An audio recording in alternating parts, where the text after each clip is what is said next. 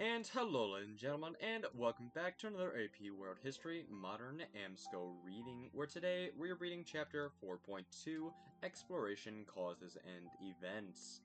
And I hope this video causes all of you to hit the like button and subscribe to my channel if you have not already. Anyways, ladies and gentlemen, without further ado, and without any further hesitation, let's dive on into today's reading. Quote, "You can never cross the ocean unless you have the courage to lose sight of the shore," end quote. Christopher Columbus, 1451 to 1506. Essential question. What were the causes and effects of the state-sponsored expansion of maritime exploration?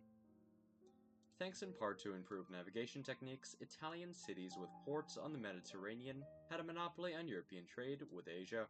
By controlling access to the trade routes, the Italians controlled prices of Asian imports to Europe, driving Spain and Portugal, and later France, England, and the Netherlands into the search for new routes to Asia. Explorers hoped to find riches overseas, especially gold and silver. In addition to these economic and political reasons, explorers were interested in converting others to Christianity. Also, technological breakthroughs in sailing and navigation made bold new voyages possible. Christopher Columbus, quoted above and credited with the discovering of the New World, was fortunate in 1492 to gain the support of the Spanish monarchs, Queen Isabella and King Ferdinand, for his voyages across the Atlantic. His journeys helped increase the interest in discovery in the English, French, and Dutch supported later exploration. The role of states in maritime exploration. European states were seeking ways to expand their authority and control of resources in the era of empire building.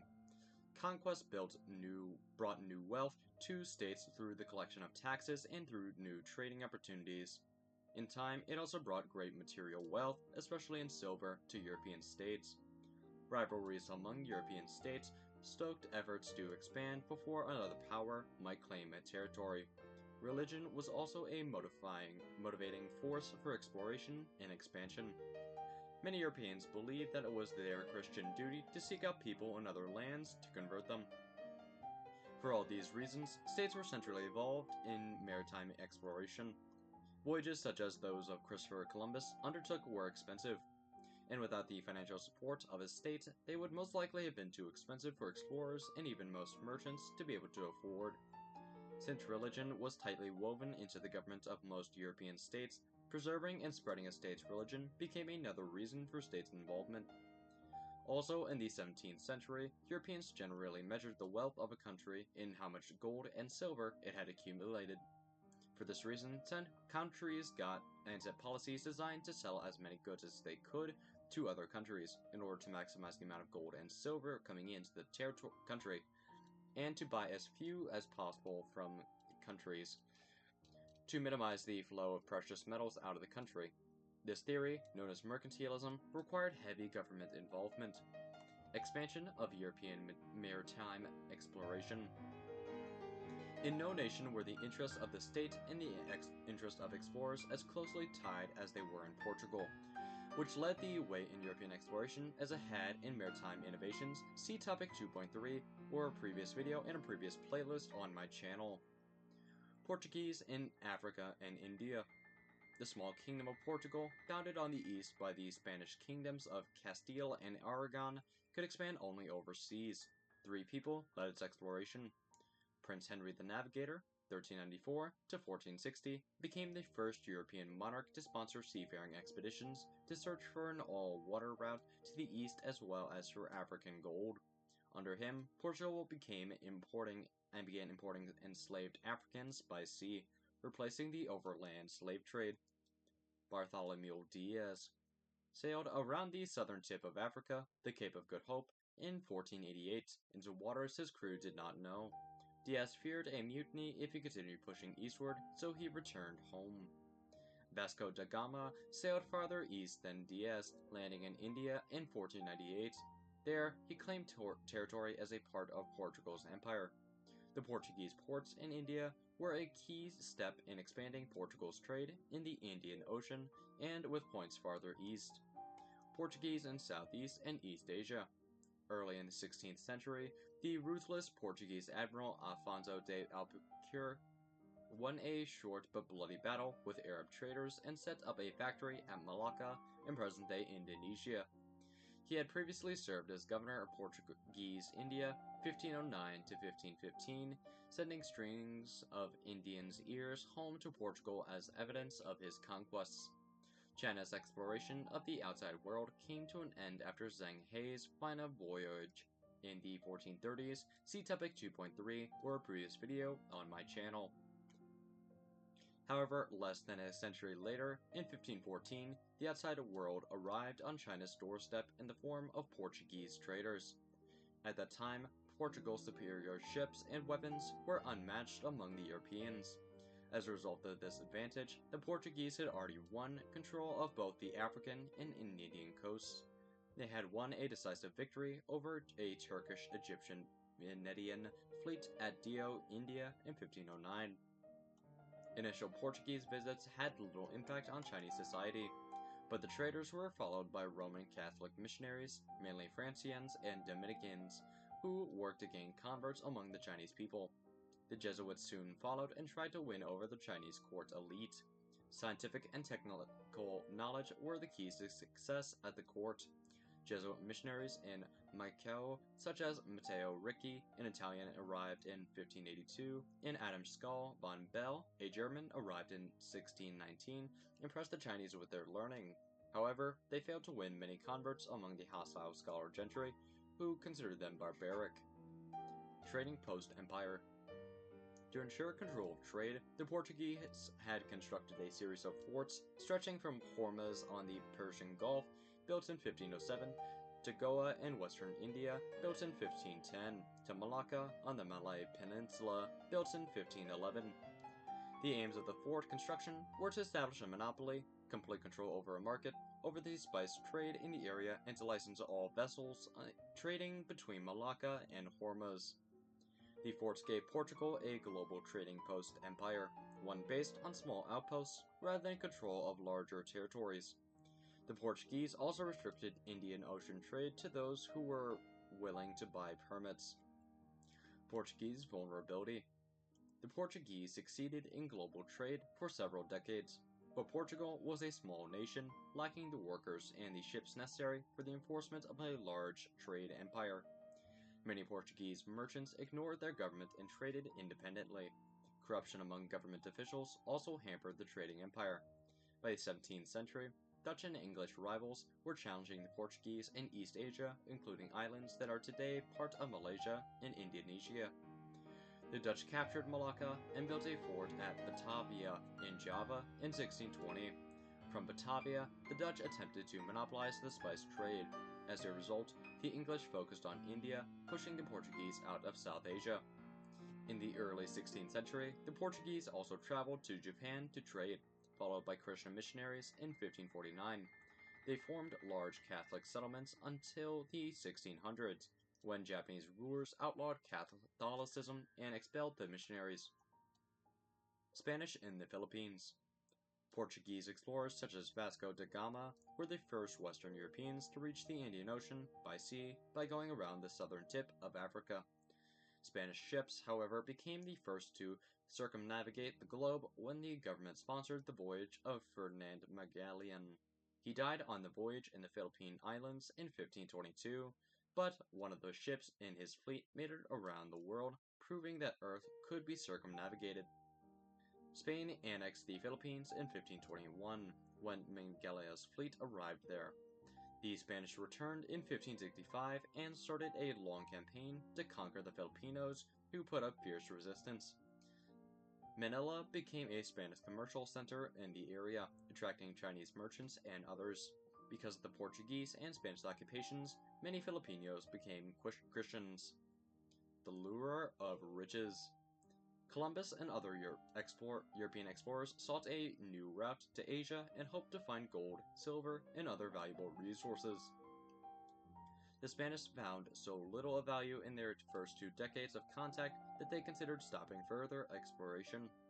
The English, after sponsoring voyages in the 1490s, made little attempt to explore or settle for almost a century.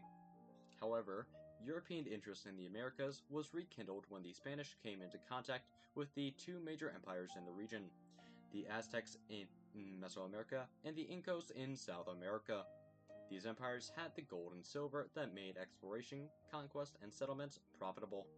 In addition, Europeans soon realized that by using enslaved Native Americans and later enslaved Africans, they could grow wealthy by raising sugar, tobacco, and other valuable crops.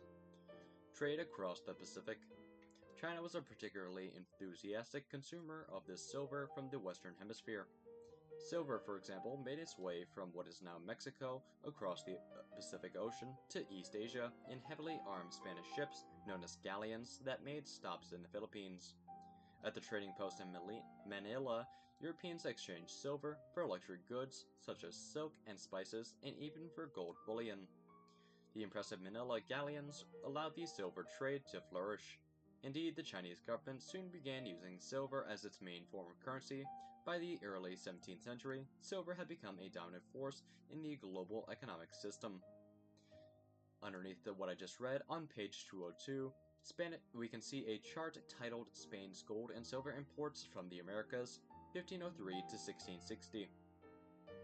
On this chart, we can see that on the left is millions of pesos measured and the period of time on the bottom, ranging from 1503 all the way to 1660 with various different time periods. Please pause the video to take a look if you would like. Back to the reading. Spain's rivals in Europe also explored and claimed regions in the Americas.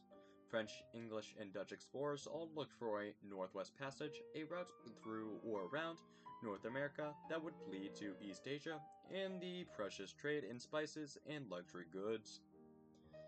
French exploration. In the 1500s and 1600s, the French government sponsored expeditions in search of a Northwest Passage. In 1535, for example, French explorer Jacques Cartier sailed from the Atlantic Ocean into the St. Lawrence River at today's northern U.S. border. He did not find a new route to Asia, but he did claim part of what is now Canada for France. Eventually, explorers such as Cartier and Samuel de Champlain explored 1609 to 1616, realized that there were valuable goods and rich resources available in the Americas, so there is no need to go beyond to Asia. Like the Spanish, the French hoped to find gold. Instead, they found a land rich in furs and other natural resources. In 1608, they established a town and trading post that they named Quebec. French traders and priests spread across the continent. The traders searched for furs. The priests wanted to convert Native Americans to Christianity. The missionaries sometimes set up schools among the indigenous peoples. In the 1680s, a French trader known as La Salle explored the Great Lakes and followed the Mississippi River south to its mouth at the Gulf of Mexico. He claimed this vast region for France. Unlike the Spanish or the English who were colonizing the east coast of what is now the United States, the French rarely settled permanently. Instead of demanding land, they traded for furs trapped by Native Americans. For this reason, the French had better relations with natives than did the Spanish or English colonists, and their settlements also grew more slowly. For example, by 1754, the European population of New France, the French colony in North America, was only 70,000. The English colonies included 1 million Europeans. French exploration. In 1497, the English king sent an explorer named John Cabot to America to look for a Northwest Passage. Cabot claimed lands from Newfoundland south to the Cheapscape Bay. The English, however, did not have enough sea power to defend themselves against Spanish naval forces, although English pirates called Sea Dogs sometimes attacked Spanish ships. Then, in 1588, the English surprisingly defeated and destroyed all but 1/3 of the Spanish Armada. With that victory, England declared itself a major naval power and began competing for lands and resources in the Americas. At about the same time, the French were founding Quebec. The English were establishing a colony in a land called Virginia. In 1607, about 100 English colonists traveled approximately 60 miles inland from the coast, where they built a settlement, Jamestown, on the James River. Both the settlement and the river were named for the ruling English monarch, James I. Jamestown was England's first successful colony in the Americas, and one of the earliest colonies in what would become the United States. The first colonies in the present-day United States were Spanish settlements in Florida and New Mexico. And underneath that, on page 204, we can see a chart titled Comparing Transoceanic Voyages 1300 to 1800. Now, let's begin reading the chart. Sponsoring empire: China. Explorer: Zheng He. Key voyages: India, Middle East, Africa. Purpose: to open up trade networks with India, Arabia, and Africa, and to spread Chinese culture. Impact: China decided not to continue exploring. Sponsoring empire: England. Explorer: John Cabot. Key voyages: North America. Purpose: to find a sea route to the east going west from Europe. Impact: claimed land in Canada for Britain and established a shorter, more northerly route across the Atlantic than Columbus's route. Sponsoring empire: Portugal. Explorer: Vasco da Gama. Key voyages: west coast of Africa. India. Purpose: to open a sea route from Europe to India and China. Impact: Portugal expanded trade and cultural exchange between India and Europe. Sponsoring empire: Spain. Explorer: Christopher Columbus. Key voyages: Caribbean islands and Central America. Purpose: to find a sea route to India and China going west from Europe. Impact: Spain led the European exploration and colonization of the Americas. Sponsoring empire: Spain. Explorer: Ferdinand Magellan. Key voyages: South America, Philippines. Purpose: to demonstrate that Europeans could reach Asia by sailing west. Impact: Spain established links between the Americas and Asia across the Pacific Ocean. And now, returning to the reading. Dutch exploration. In 1609, the Dutch sent Henry Hudson to explore the east coast of North America. Among other feats, he sailed up what became known as the Hudson River to see if it led to Asia. He was disappointed in finding no Northwest Passage. He and other explorers would continue to search for such a route. Though it would travel through a chilly region, it offered the possibility of being only half the distance of a route that went around South America. Though Hudson did not find a Northwest Passage, his explorations proved valuable to the Dutch. Based on his voyage, the Dutch claimed the Hudson River Valley in the island of Manhattan. On the tip of this island, they settled a community called New Amsterdam, which today is known as New York City. Like many port towns, New Amsterdam prospered because it was located where a major river flowed into the ocean. New Amsterdam became an important node in the Dutch transatlantic trade network. Dutch merchants bought furs from trappers who lived and worked in the forest lands as far north as Canada. They purchased crops from lands to the south, particularly tobacco from Virginia planters. They sent their goods and others to the Netherlands in exchange for manufactured goods that they could sell throughout colonial North America. Key terms by theme. Economics: Europe.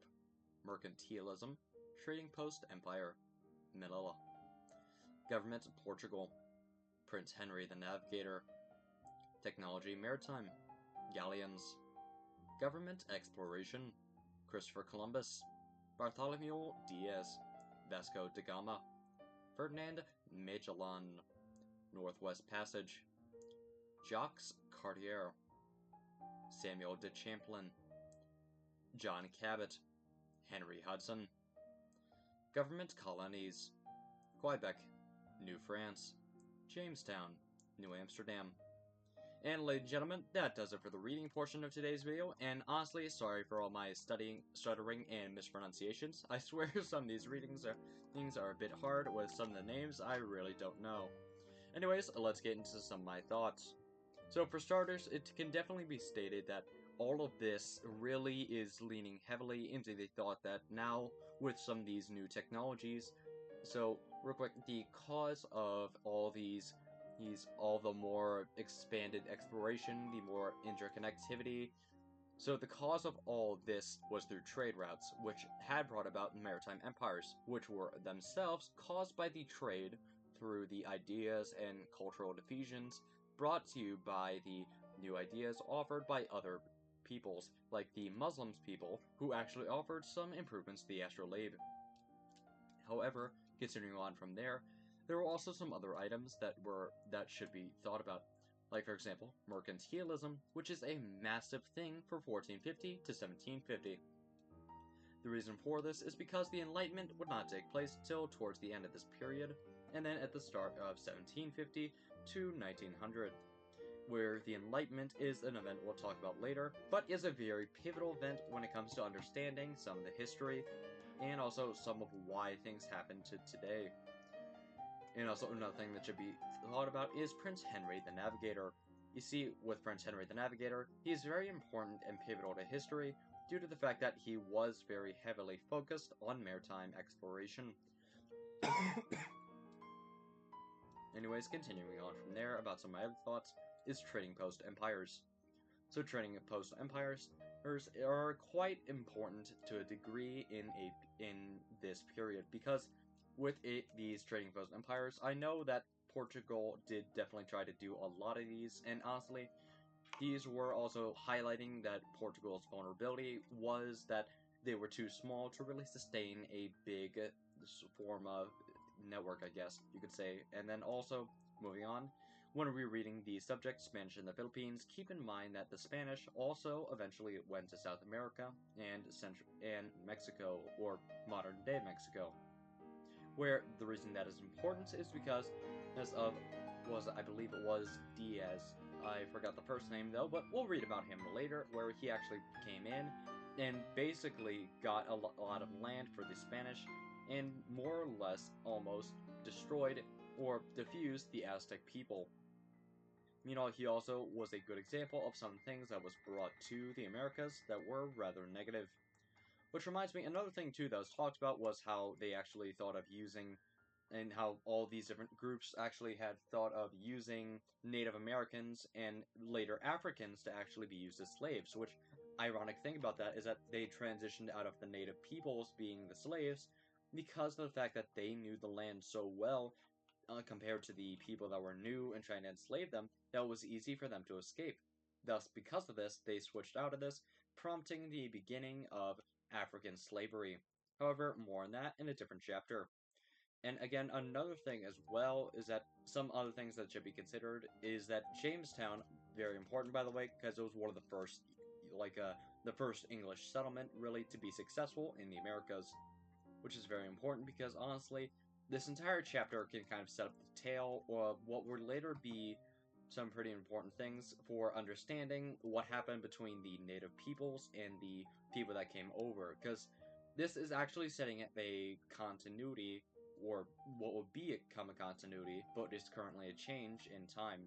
The reason I say it's a change in processes is because now throughout this chapter, you may see that there's going to be a theme of where people are taking over another group, and the one group is saying, no, we don't like being taken over, so please go away, or something similar to that. Or they'll be also sharing how there are some either complete destruction, or even some minor assimilation of cultures into some areas with the conquered people. However, that isn't always likely. Anyways, that concludes my thought portion of the video. Sorry for all my stuttering and mispronunciations today.